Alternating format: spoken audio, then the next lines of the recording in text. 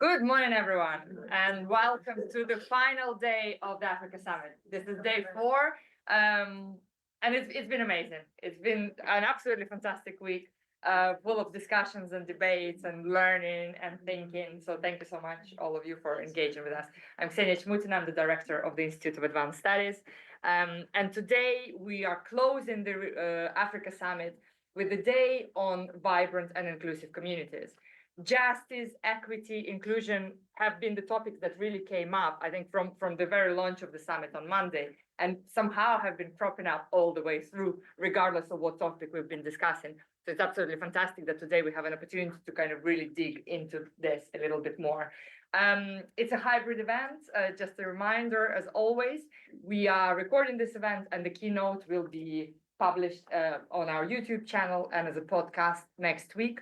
For those of you online, if you have any questions for the keynote or later for the panel discussion, please post those in Q&A section on Zoom. We are monitoring that. And I think that's all the house rules I need to say. Sorry, looking at Kieran here. And it's my absolute pleasure to welcome our IS fellow, our summit fellow, Professor Cheryl Potgieter, to join us today and to present her keynote. Cheryl heads the Gender, Justice, Health, and Human Development and Research and Doctoral Leadership Academy at Durban University of Technology. I've had the privilege of working with Cheryl for the last 5 years, I think, right? And I'm absolutely delighted that we're able to host Cheryl today as our fellow at the IAS. Cheryl, over to you for a keynote. Thank you. Good morning, and thank you, Ksenia. I would also just like to take this opportunity for you having invited me, and I'd also like to thank your staff for all the support that they've given me in getting here. And also, I'd also like to thank the African envoys who were on a short meeting with me, Iba and Sola, for your support. And the week has been amazing, and I look forward to sharing some of my thoughts with you this morning. I was proposed or given in a good way this topic entitled Building Vibrant and Inclusive Cities, the Role of Inclusion in Sustainable Development. So I'm a psychologist by training. I have a doctorate in psychology, and I work across the humanities. I work very interdisciplinary. So when I was given this topic, I was like, okay, when I was, the short topic was shared with me and I was asked to talk to it, I actually wrote an email because I was wondering, is this a topic that I am in a space to talk about? And what my concern was, and I'm very confident on what I can do and what I can't do, so it's not from a space of apology.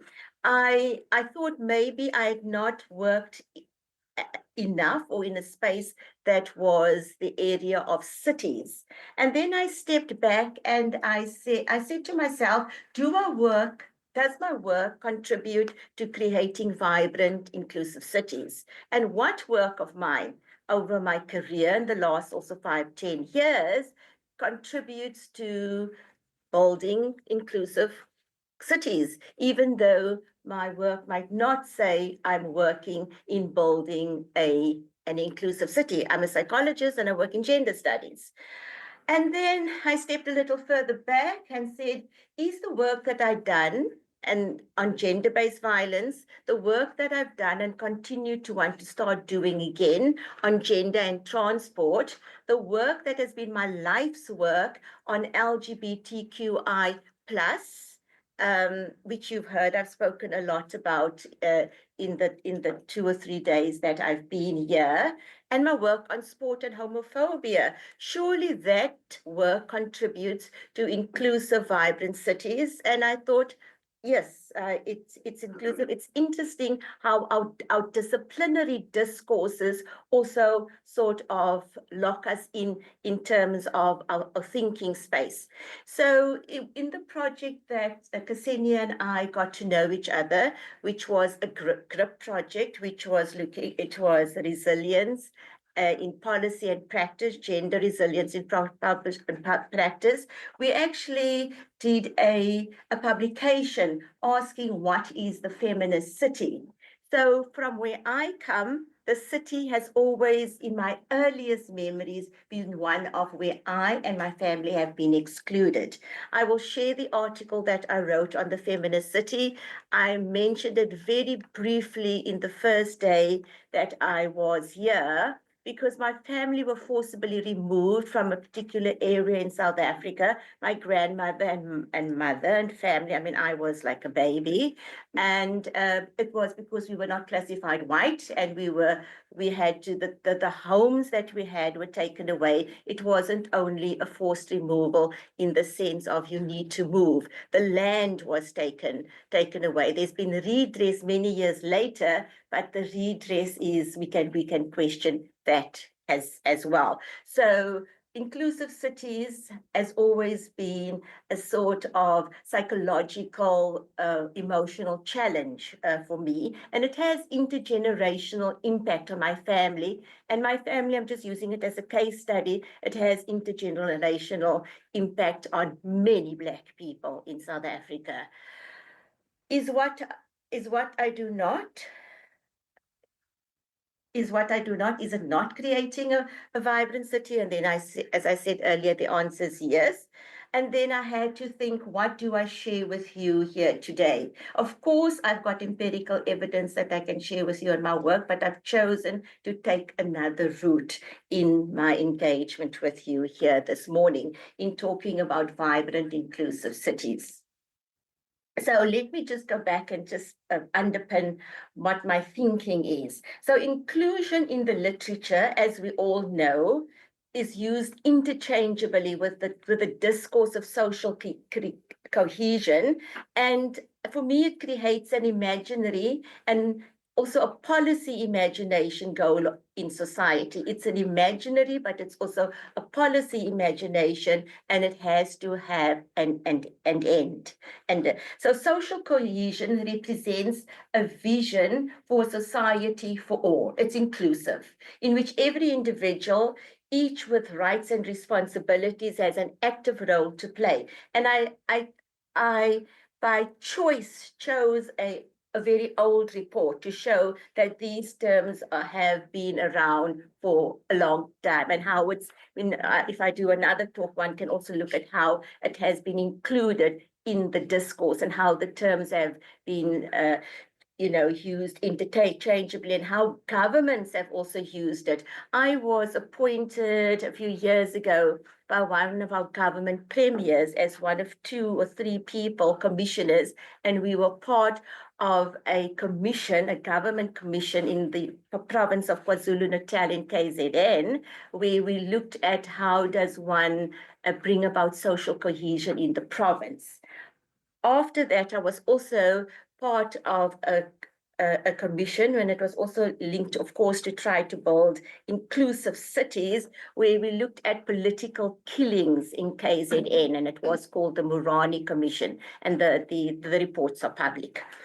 As a universal goal, I think social cohesion, inclusion, aims to achieve an inclusive society that entails respect for human rights, cultural diversity, and democratic governance, and upholds principles of equality and equity. Sometimes I just think we need to bring ourselves back to the space of what is underpinning the actual work that we are doing. The position I hold is that it is unlikely that development will be sustainable unless it is inclusive. So there's a book which looks at the South Africa experience, building on or underpinned, or they use Frantz Fanon's theory to underpin their engagement. So I've just taken this out of it. So the new African city must be designed for its specific social dimensions and space, structured from a new vision that takes into account considerations, for instance, the importance of agricultural production within the cities, the special integration of all the city's function, and the reduced interest of the CBD concept, and it's taken form from of course, the American and European city.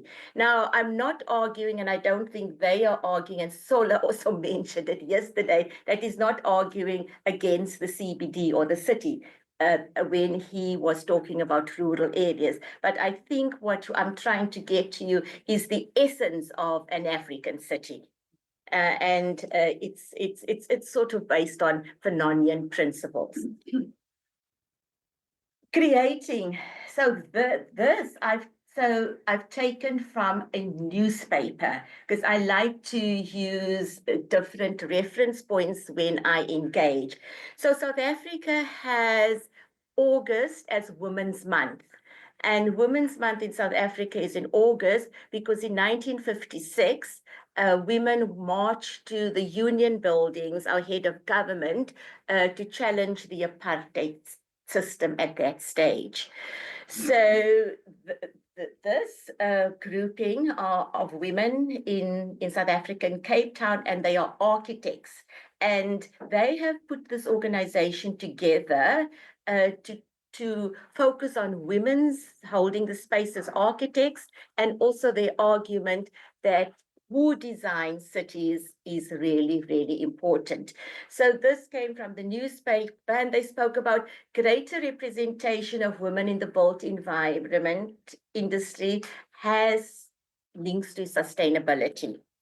It's important to note that buildings contribute to about 40% of global energy consumption and about 1/3 of greenhouse gas emission, figures that are predicted to continue increasing. Many of you work in these areas, so this is not new information to you.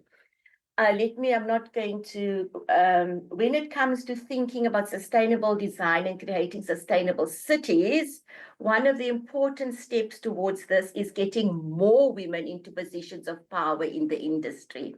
Women tend to be more concerned about issues of sustainability and willing to fight for them. That is a direct quote from Jade, who is an architect in South Africa.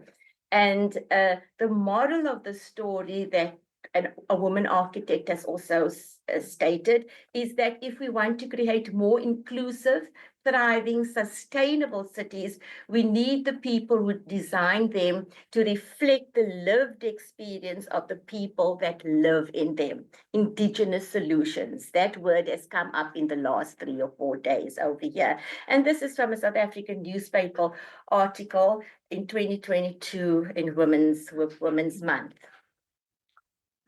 So I could talk to you or choose to talk to you about many ways of how one should theoretically, practically, and in terms of policy and interventions, create an inclusive, vibrant city and an inclusive, vibrant African city. I've decided to draw on work or areas that I've worked in the last couple of years. So I've worked in the area of gender development and transport. So I'm going to look at how one needs to focus on the issue of gender and development transport in creating vibrant and inclusive spaces. And of course, I will talk to you about the challenges and then move to the other space. Then I'm going to also talk about how does one deal with the issue of including the LGBTQI plus community in building vibrant African cities, when the majority of African governments have and are transgressing on the issue of human rights in terms of the LGBTQI plus community. I also ask, is policy enough? South Africa, we have one of the best policy environments in the world in terms of gender justice and also in terms of the LGBTIQ community, but we have a lot of problems and challenges. There's good news stories, but of course there are challenges. And I'm going to use some real world examples, not to be sensationalist, but to locate my examples in the real world. Gender and transport. It's important in creating vibrant cities for women. So my interest, and I think I also mentioned very early when I started here on Monday, that when one does work, the personal is political, is professional. So my interest in gender and transport emerged out of the fact that I've always worked in the area of gender justice. But a few years ago, I was the humanities representative on our National Road Agency Board, which is the South African National Road Agency Limited. It's SANRAL, and I worked with engineers, and they build roads, national roads, and disperse funds to regional and local government in the country. So, that space interested me in working in gender and transport, and I also sourced funding, and I did a big conference, an African conference on gender and transport. So the UN Commission has in recent years found there's a gender bias in transport planning and failure to address gender in the system of configuration. That's the language they use. In South Africa, for example, buses travel from the townships where women, and specifically Black poor women, live to the CBD. So the Black poor women, a number of them are domestic workers. Where do the domestic workers work? In the suburbs. But the buses run from the townships to the CBD, and then these women need to find taxis and other modes of transport to get to work in the middle class houses in the suburbs. So transport planning routes are a challenge. Who does those transport planning routes? Not necessarily women, men, and not necessarily men with a development or a gender focus. So that's a challenge. So when we look also in times when buses run, times when men go to work is when the buses run. So it will be 7 o'clock or 6 o'clock or 5 o'clock in the morning, and then the buses are going to these spaces where working class men, and let me say again, working class Black men are working and find they need the transport. But the women, remember, many are domestic workers, but also women are wanting to take their children to, let's say, the health clinic during the day. Then the buses have stopped, or it doesn't go to the route where the clinic is, or they must collect their children from school. Scholar transport is a big issue in South Africa, and I think in some other countries in Africa as well. It's dangerous and there's a lot of challenges.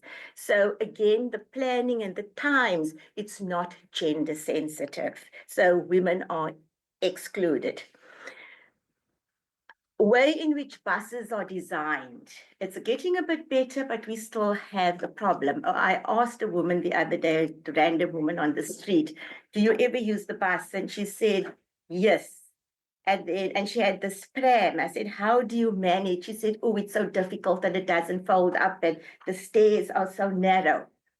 The ways in which buses are designed, women can't, for example, bring in prams. So the issue of design in gender and development and inclusivity is also important. When we think about buildings, in catering, who works in catering? Women. Where are the kitchens in a number of the buildings in the CBD? On the second and the third floor. Are there lifts in all the buildings? What part of no don't we understand? Bus transport is often cut. When there has to be budgetary cuts, we've noticed that the most common transport of women, for mode of women, is buses and what we know as taxis, but very often is cut. So in South Africa, taxis control our economy. There'd be chaos in Johannesburg on certain days, and the economy comes to a standstill when the taxis protest against government challenges. So the taxi industry in South Africa is something else. I cannot take 5 minutes to explain it to you. These blind spots mean that the city is not inclusive of women's needs. And let me also it's not inclusive of Black working class women's needs. Not all white women are rich, but the majority are Black women and working class women. What has changed and what has stayed the same? So many years ago, it's almost like 1918, I did this research and it was published, Women Development and Transport in Rural Eastern Cape, South Africa. I would like to go back and do a similar study again with partners because much has changed and much has stayed the same. So let me share with you what happened over there. So gender development and transport. So this research was done in the deep rural area of Eastern Cape, South Africa. And we had to walk into the deep hills and rural areas to access the participants.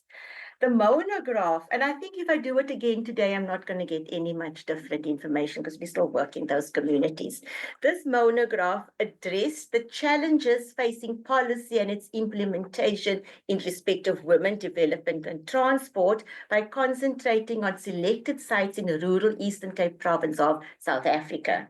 A key indicator in social, political, and economic development, as I think I've tried to say, transport is not simply about mobility and infrastructure, but it's also about social, cultural roles and responsibilities that impede the development of women and girl children. The study provided an original perspective via established methodologies and we used time-use diaries on the important social, economic, and cultural barriers that confirm women's negative experiences as effects of patriarchal power. Insights gained in the research were directed towards the Eastern Cape government, but also we took note of the issue of poverty alleviation, gender mainstreaming, and intervention in respect of violence against women, which was a direct experience of the transport and travel-related activities of these women. And the empirical evidence was reinforced by recommendations to provide valuable input to national policy and planning. So the one thing that I can say to you, women here, so let me catch up on where we were in terms of transport and gender and the burnt toast.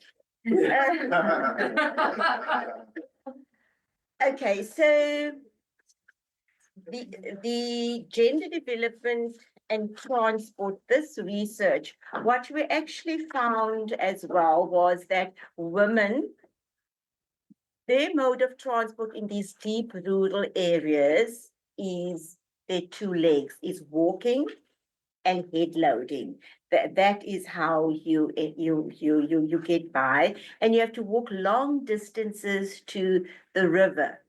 And what was also happening in those areas was that there was lots of gender-based violence and women were attacked and raped when they were going to the river by men from not only in the community, but of course also people coming in. So, it was those challenges, but we also found that girl children, and it's still the same, the time that they spend, we did the time diaries, that men and women and girl children and boy children spending what they're doing during the day. The girl children have to cook in the afternoon, fetch water, so they are time poor. And it impacts, of course, on their schoolwork. And the women are time poor because they have to the washing, the cleaning, the caring for the men. But the interesting thing is that women in these spaces, they challenged the gendered notions of the men.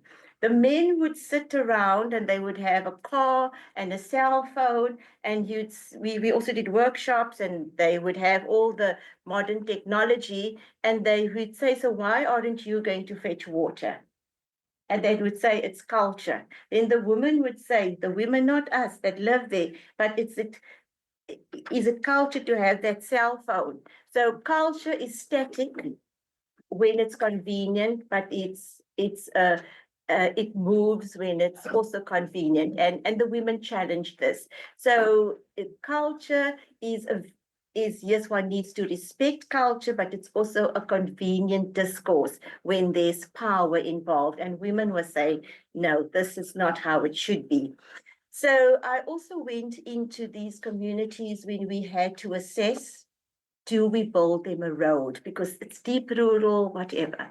So the engineers on the board would say, yes, we have to build a road, they need a road. I would say, let's talk to the women and the participants, and do they really need a road? And the women would say, no, we don't need a road. Who's going to ride over those roads? We don't have cars. Build us a bridge, a footbridge, a footpath that I can take my child to the taxi to the school or to the clinic, because even at that stage, South Africa, we're really good in that way. We were building clinics in these deep rural areas. So one also needs to listen to Indigenous knowledge when we doing inclusive spaces. So I've taken the liberty here to talk about inclusive spaces and not only inclusive city centers or cities. But for me, I've used the word city broadly. Some of these challenges we pick up in the cities as well. A gendered nature of transport and wherever women travel. So we can look at travel patterns. Women are more likely to experience gender-based violence on public transportation, concerns about safety, women's mobility, and the ability to use public transport independently. So let's bring it back to the inclusive city. If we have these challenges, we do not have a vibrant and inclusive city. The women and men have different travel patterns and needs, as I've said. Women often take more frequent, shorter trips, and they combine work and care responsibilities. So men just go to work and they go home, or maybe the middle class men play golf, and the other men go to the pub, or I'm generalizing, but that's the dominant research. Women also have to take issues of care. They have to go and fetch their older mom and take her to the hospital, or their children to the clinic or to the doctor, or whatever the case is. So there's more direct linear patterns for travel for men and women, and that also impacts on transport planning. Most transport infrastructure and services are designed for commuters who travel directly from home to the CBD. I've spoken about that. And the transport workforce is also highly gendered. It's getting better in South Africa, where more women are represented, but of course, there are still some challenges. Improving gender equity in transport for inclusive cities. So some ways to improve gender equity in transport include integrating gender-related data into service planning. There is data paucity as well. Improving security at stops and terminals. We in very different spaces. I don't want to be Africa-phobic, but I'm just being realistic in terms of the gendered challenges. Installing better lighting in waiting areas where women wait when they fetch their kids from school. Posting security staff, including female security officers at crucial points. What we have found is that there's even a challenge with male security officers. I've even had an experience at a university where they are part of the perpetrators. Providing access to secure toilets for women at stations at terminals. This might seem sort of basic here in a country like this, but sometimes it's not that we don't also always in certain places have it's not only the not having the political willpower, but it's also issues, of course, of funding. And like women security officers would say, I'm now a security officer, but I can't stand here the whole day. I need to go and fetch my children. So, one needs to think about that. And installing emergency panic buttons on buses and trains. Educating train and station staff how to respond to incidents of sexual harassment. This is all the kinds of planning that we needed to do, and policy that we need to write, and interventions that we need to do if we are clear about an inclusive city for all. So that is my take on gender and transport in the city. Why the importance does this matter? So the lack of adequate transport for girls, they don't go to school. They're absent from school. In the city, anyway. Women limit themselves to job opportunities closer to home. That's a World Bank report. Okay, and then even they can't go out and look for work because there's transport challenges. At universities where I've been, and I've many times women students come to me and say, "Why are you late?" And then they say, "Transport, ma'am. Transport, ma'am." Full equality with men choosing using transport would have more control of their life choices. This is also the World Bank. Enhancing women's mobility in cities could have a transformative impact on the global and local economy through increased labor force participation. So the conference that we also did many years ago, we had some support from global funders like banks. Adequate transport in cities and rural areas, access to healthcare. Women are having a heart attack. There's no transport. They're dead. Their girl children, their boy children, their husbands are sick.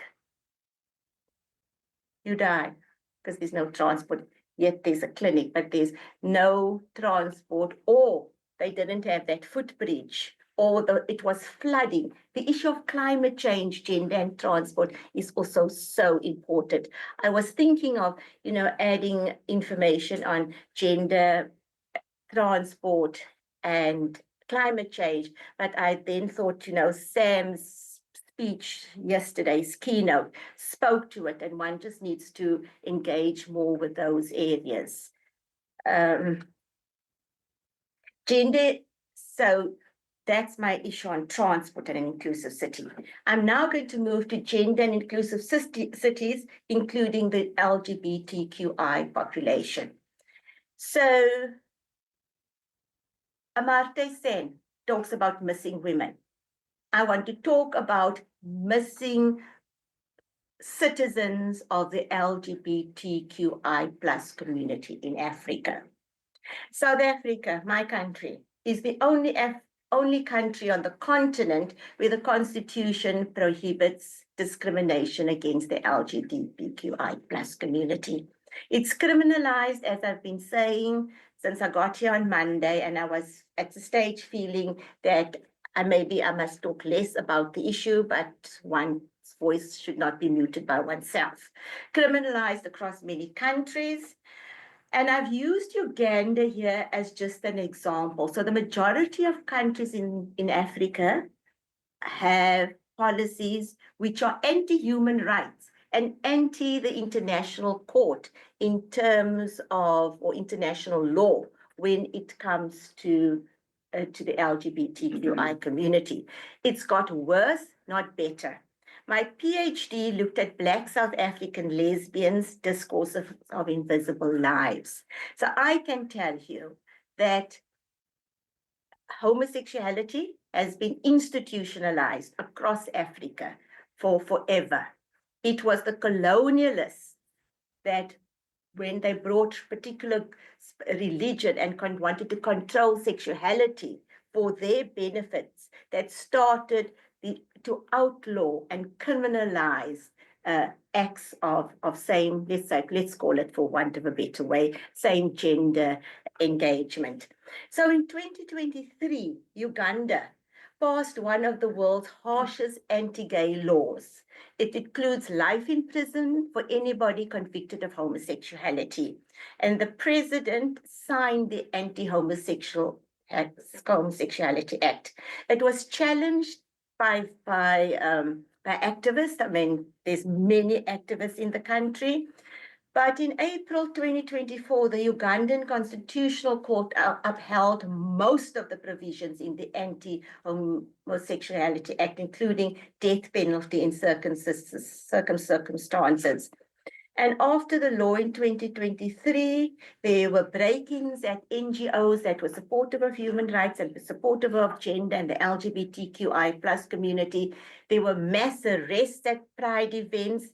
And also, of course, LGBTQI community are poorer, they have health issues, access to health, and there were raids at homeless shelters. I can give you examples in Tanzania, Zimbabwe, but Ghana is another country that has, in the past few years, it's maybe in the last 36 months, also passed laws that are very, very anti-human rights framework. There has been little outcries from the international community and from donors and from Western governments, but it has not been enough. SGD and the LGBTQI community. So we have an SDG on gender, on education, you know the SDGs. I'm of the opinion there was lobbying when I think in 2015, when they were writing the SDGs from the LGBTQI plus community, there was lobbying so that LGBTQI be a specific SDG like gender equality or any of the other SDGs, but it didn't happen. So they could have gone further and explicitly called for LGBTIQ equality. We can't have vibrant and inclusive cities if we don't have a large percentage of our population on non-citizens. LGBTQ has been at the receiving end and left behind by international development initiatives. Not all, but there has been marginalization.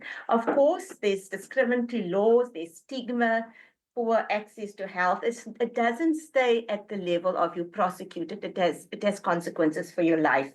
And also bullying against LGBTQI plus youth. I think, and there's some research that's done, and there's also anecdotal experience that some of the suicides that we've had in South Africa in recent years is gay and lesbian youth. And we have a good policy framework, but they excluded, and people are excluded from the city, not only by policy, but also by attitudes. So is policy enough? So I grew up and I spent a lot of time in a city that used to be called Port Elizabeth. It's now called Gqeberha, and it's in the Nelson Mandela metropole. So is policy enough? No, policy is not enough. So on the 14th of October, I was at home and visiting my mom, and I was in Nelson Mandela Bay, and this was the headlines: brutal murders, Rock Bay gay community. I tried to put it there. I brought it to you. I think there's been 5 or 6 murders of gay people in the Bay in the last 3 months. You can read it. Policy, we need policy at the beginning, but we need more than policy. In South Africa, the law protects many, but there's many gay murders. And very often they talk about hate crimes, and the word homophobic murders are left out. The discourse in the media is watered down. Context and environment. How do we sort this out? What could we do? There's nothing so that I'm saying major that nobody else has said previously. This is gender-based violence and homophobic violence that we're talking about. There needs to be international pressure. My country has been great in going to the International Court of Justice to support the Palestine cause, because that's genocide, and they've been great. We need that level of pressure, because these are people that are being murdered. We know about 5, there are many across the continent. The role of civil society. Now, across Africa, years ago, and also in South Africa, we used to have vibrant civil society movements. And I think because of the economy, where we are politically, the global forces, what we're having to focus on, the role of civil society has dwindled. So it needs to come from below, but I think we as scholars, intellectuals, need to also ask ourselves, what role do we do? How does our research impact on what we are doing? Because theory without practice, as Lenin said, is a lie and a hypocrisy. There needs to be partnerships with government, with policymakers, with allies. And we need to hold, and I liked your input yesterday, we need to hold governments accountable. And then the person that sat on the panel with me when I spoke about the issue of homophobia in sport, she spoke about the issue of curriculum. And I think we need to teach and train people differently. We can't only just have the blame game. We need to change mindsets. If we don't liberate our minds, that's the first big challenge. So these policies, practices is linked to patriarchy. Okay? Policies are beginning and necessary. It's implemented and driven at all levels, and it should be. How do people implement and teach what they do not know? So I think one also, when it comes to transport planning, the LGBTQI+, it's challenges in building vibrant communities and cities, we need to involve local people. Local histories need to be shared, and because we need to also understand and make communities understand that this was not always like this, undiscourse the discourse that has been entrenched for a number of generations. We need to use human rights arguments to change people's attitudes. And then faith-based organizations, for example, Bishop Tutu, the Nobel Prize winner from South Africa, he was very clear that homosexuality is not anti-Christianity. And I can go into that in detail. I think we can talk about that. So as people use the Bible, the Afrikaners use the Bible to entrench apartheid, the Bible and the Quran is used to entrench anti-human rights arguments, whether it's against the aged, disability, gender, LGBTQI communities, and curriculum, like I said, needs to look at. When I say curriculum, I'm looking throughout the education sector. Facing the facts, gender equality is a development issue. It's a health issue. It's a human rights issue. I'm sounding like a politician, but it's essential to achieving peaceful societies and sustainable development. That I have no doubt about. The research shows all of that. A Fanonian vision of the city. So there's an architect, Joseph Farage, he's a sort of very progressive architect, I'm assuming. In 2007, he said, what is an African architecture? And I read it, what is an inclusive African city? So the answer that he gave, the first objective of African architecture, and I again read, the first objective of the African city should be to contribute decisively to the improvement of life and habitation. And this was taken from Fanonian Practice, a book by Nigel Gibson. So I want to say, I share this. I cannot contest that in any way, that if we're talking about an African city that's inclusive, it has to contribute decisively to the improvement of life and living on what they call habitation.